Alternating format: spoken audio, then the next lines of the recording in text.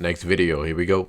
Hello, MangoEX2 here. Let's talk about piracy. If you don't know what piracy is, it's the unauthorized use or reproduction of another person's work. If you're around my age, you no doubt remember this commercial.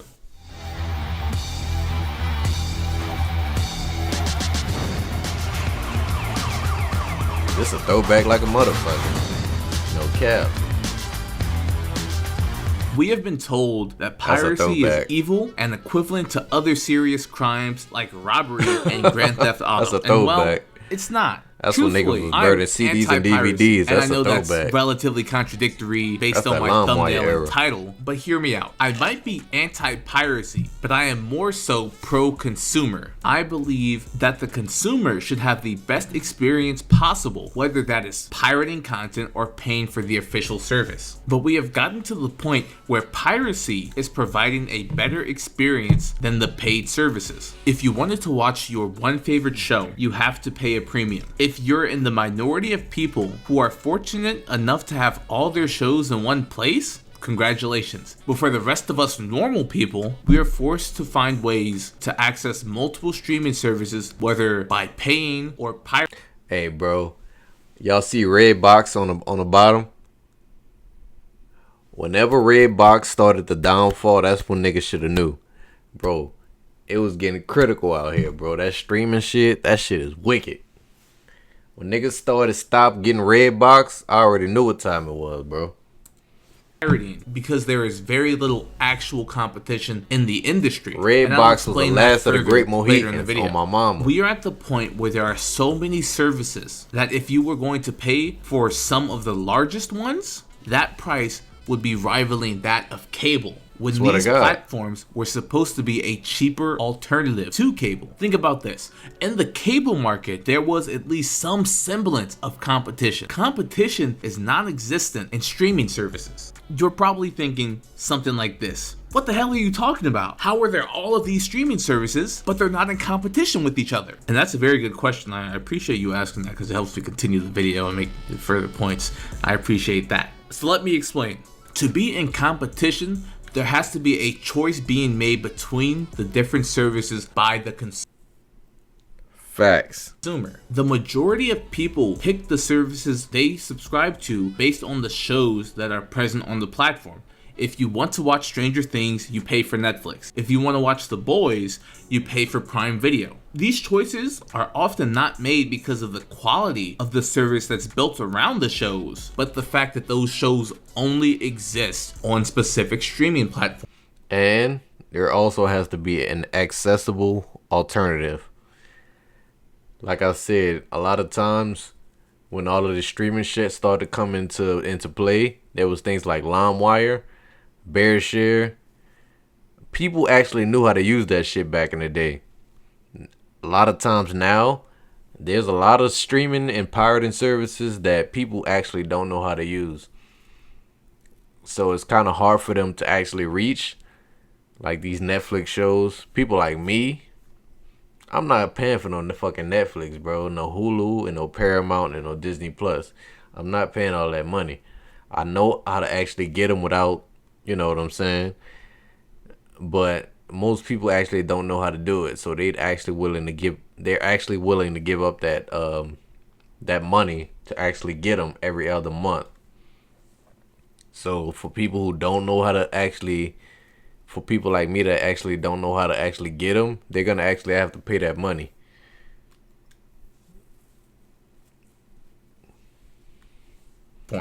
So multiple streaming services coexist, but they are not in competition with each other. The overwhelming majority of people pay for more than one streaming service, but that isn't even the worst issue. If you pay for Netflix's premium option at $22.99 a month, bro, IFC Films has a subscription service.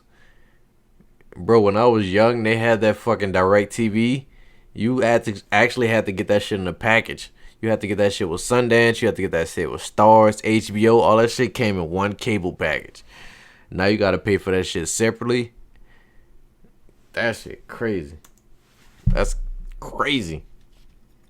You'll get access to the 4K option for streaming content, except you will not be able to watch the content in 4K, even though you paid for it on PC. I hook it up and I notice this looks really bad. It's not just that it is low resolution and low bit rate, it's just a bad looking stream. And I realized that there's a cheat code you could do on Netflix apparently where you Control-Shift-Alt-D. And when you hit Control-Shift-Alt-D, what you see is that you are actually getting a low bitrate 720p stream, even though you paid for 4K. Are they actually ruining the experience for somebody who's using a computer because they want you to use closed source platforms that give you more control? He goes on to explain that Netflix throttles your stream if you are not streaming their content on proprietary software. Examples of proprietary software include Xboxes, PlayStations, and most smart TVs, and a fair amount of smartphones. Things that are usually harder to modify than a PC. Obviously, this is an anti-piracy measure, but when your anti-piracy measure hurts the paying customer, you incentivize piracy. Another huge issue is content ownership. When you purchase something on a streaming platform or storefront, you do not own it. If a company decides that they are no longer going to host the content that you paid for,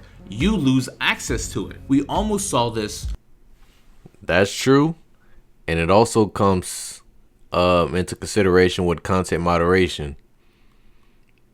If you don't believe in the certain things that they do politically, they'll actually alter your shit and change up the lines in your shit. Like in your show, if something don't aligns politically, they actually change up the lines in your show, or they might just cancel your shit altogether. They might, if your shit is like a foreign movie and it's not in English, they might change up the dub titles in your shit. Like that shit is wicked, bro. With a PlayStation Discovery Channel situation, and we are currently seeing it happen with a Crunchyroll Funimation situation. Crunchyroll and Funimation are merging, meaning the Funimation app is being sunset. So some of the content that people purchased on the Funimation app, they will lose access to. If paying is not owning, then piracy is not stealing. So what should streaming services do? They should provide a better experience than piracy. They should not punish paying customers with the intent to thwart piracy. Now, you will never be able to beat free. That's a fact. And as long as there is a free alternative, a fair amount of people will always choose that option, whether it's to save money or because they don't support a company's practices. But this issue is not just exclusive to streaming services. It affects gaming too. Denuvo is an anti-tamper and anti-piracy software used in games ranging from the Borderlands series to the Resident Evil remakes to the Monster Hunter series. And it has been proven beyond all doubt that Denuvo anti-tamper negatively affects game performance, although it's claimed that it doesn't. This has been proven in multiple AAA games. Gamers can universally agree upon, especially PC gamers, it's that Denuvo sucks. I mean, it's this... I don't know much about Denuvo, but I know once you start consolidating companies, whether it be game companies, whether it be film companies, once they start getting put up under these umbrellas, these big companies, well, I mean, quality automatically goes down. That go for any type of company. These corporations, bro, once you get put under these umbrellas, or these billion-dollar companies, bro, these people don't give a shit about you, bro.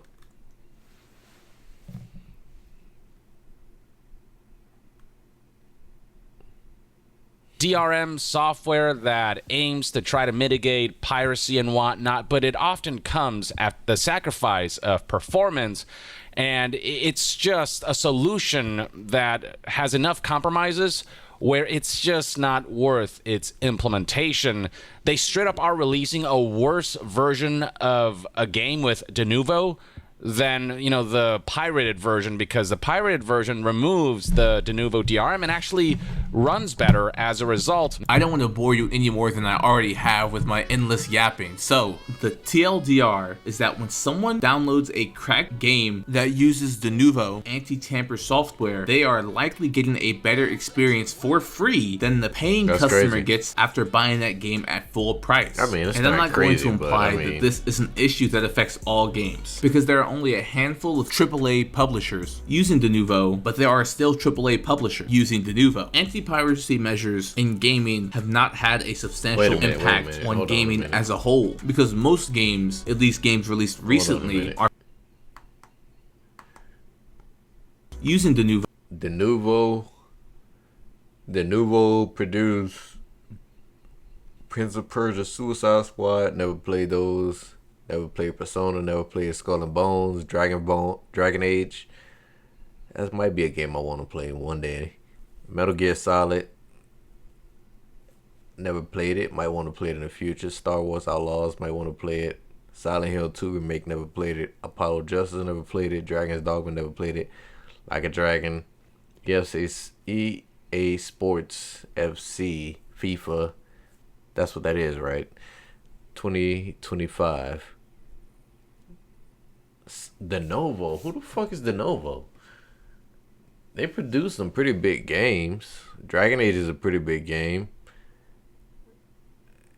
EA Sports FC 2025. That Metal Gear Solid. I never played that, but I heard that's a pretty big game. Okay. But there are still AAA publishers using Denuvo. Anti-piracy measures in gaming have not had a substantial impact on gaming as a whole, because most games, at least games released recently, are free to play. So there is no cracked version of Fortnite to download because you don't pay for Fortnite. At least most aspects of Fortnite. But regardless of medium, paying customers should not get a worse experience than someone pirating content. So what's the solution? Should we all start pirating content?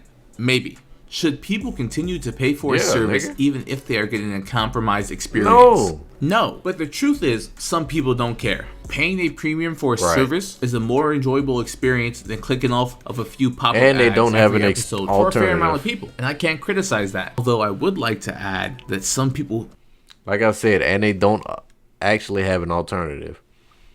If niggas know they can go to Yandex.com,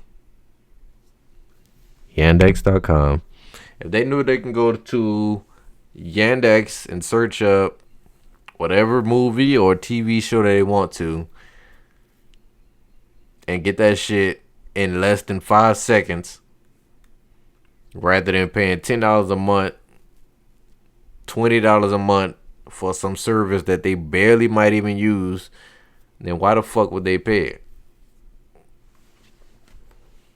I know I wouldn't. Paying that premium are still getting the ads on their episodes, but I don't. And judge. They still get advertisements. I will continue to pirate things until I am able to buy content and own it, not purchase. You still gotta watch ads after you pay. What the fuck you paying for? You might as well watch. I paid for. You might as well watch Antenna TV. Come on, man.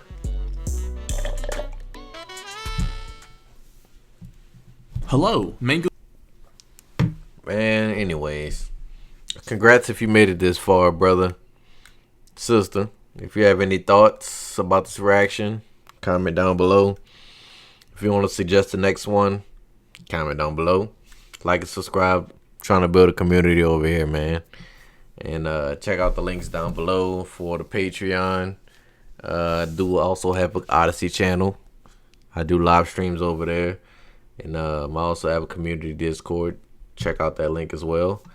And always, I just want to say thank you, champions, for watching. I really appreciate it.